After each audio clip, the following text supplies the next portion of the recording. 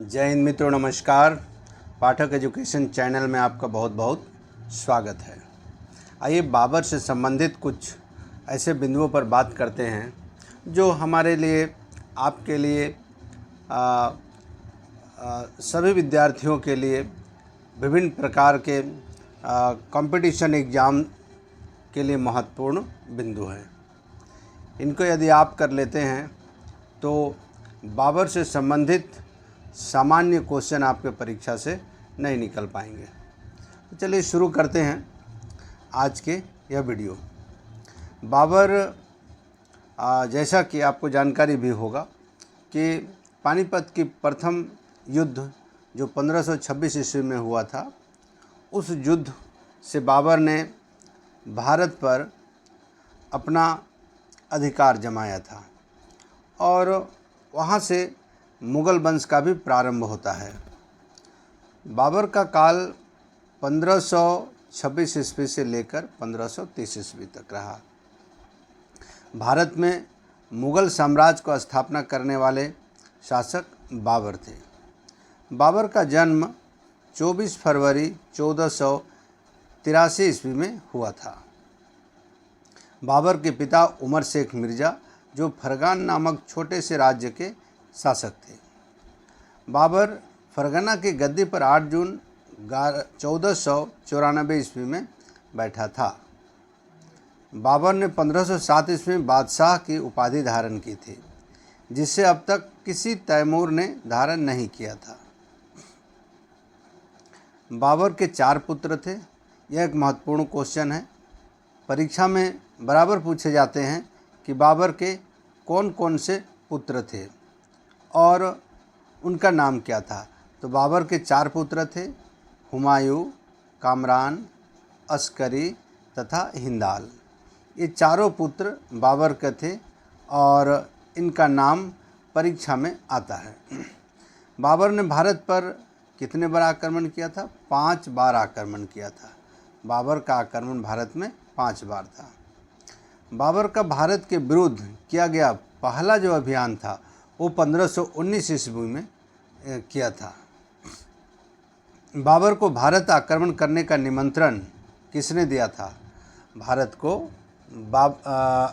को भारत में आक्रमण करने का निमंत्रण पंजाब के शासक दौलत खां और मेवाड़ के शासक राणा सांगा ने दिया था, जो अपने स्वार्थ के लिए उन्होंने भारत में आकर आक्रमण करने का निमंत्रण दिया था। यह क्वेश्चन भी बहुत महत्वपूर्ण क्वेश्चन है।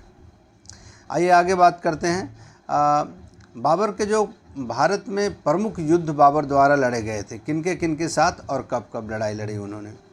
पहला युद्ध पानीपत का प्रथम युद्ध था, जो 21 अप्रैल 1526 ईस्वी को हुआ था। यह किनके बीच हुआ था? इब्राहिम लोदी और बाबर के बीच हुआ था। एक बहुत महत्वपूर्ण क्वेश्चन है। यह क्वेश्चन अक्सर परीक्षा में पूछे जाते हैं कि बाबर का जो प्रथम पानीपत का युद्ध हुआ था, किनके बीच में हुआ था? तो इब्राहिम लोदी और बाबर के बीच में हुआ था। दूसरा युद्ध हुआ था खानवा का युद्ध। यह युद्ध 17 मार्च 1527 ईस्वी में हुआ था, जो कि राणा सांगा एवं बाबर के बीच हुआ था। राणा सांगा वही मेवाड़ का शासक राणा सांगा जिन्होंने बाबर को भारत आकर आक्रमण करने का निमंत्रण दिया था। तीसरा युद्ध था चंदेरी का युद्ध।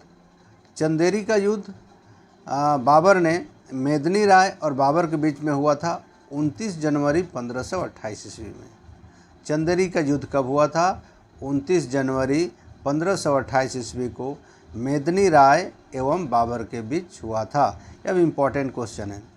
और एक युद्ध लड़ा था बाबर ने, जो मुख्य रूप से घाघरा का युद्ध के नाम से प्रसिद्ध है।